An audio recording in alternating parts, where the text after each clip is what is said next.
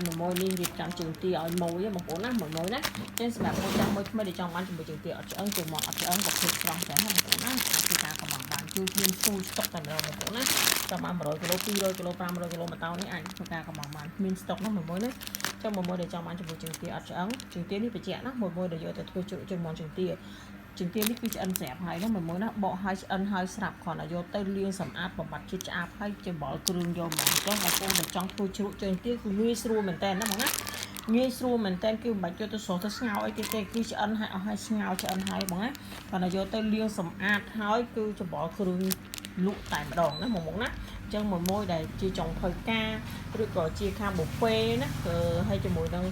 អ្នកយកទៅលក់បន្តទៀតអត់មានពេលវេលាសម្រាប់ស្ងោរសម្រាប់ស្រោអីទៀតនេះជើងទានេះត្រូវហ្មងណាមកវិញណាគឺត្រូវតែម្ដងយកទៅគ្រាន់តែលាងសម្អាតបើកាត់ជាតិឆ្អាបចេញហើយអស់ទៀតណាបងណាគឺយកច្បល់គ្រឿងមកពួកអីអានេះឆ្អិនស្រាប់ហើយបងណាឆ្អិនហើយគឺធ្វើឡើងឆ្អិនត្រូវឆ្អិនហើយណាហ្នឹងហើយចុះមកដែលចង់បានឆាប់មកណាតម្លៃពិសេសជួមក10គីឡូឡើងទៅតម្លៃបោះដុំ100គីឡូ1តោន2តោន3តោនអីអាចធ្វើការកំងបានណាអាចធ្វើការកំងខ្ញុំជូនកឲ្យមើលហេងណានេះក៏កំង200គីឡូយកទៅ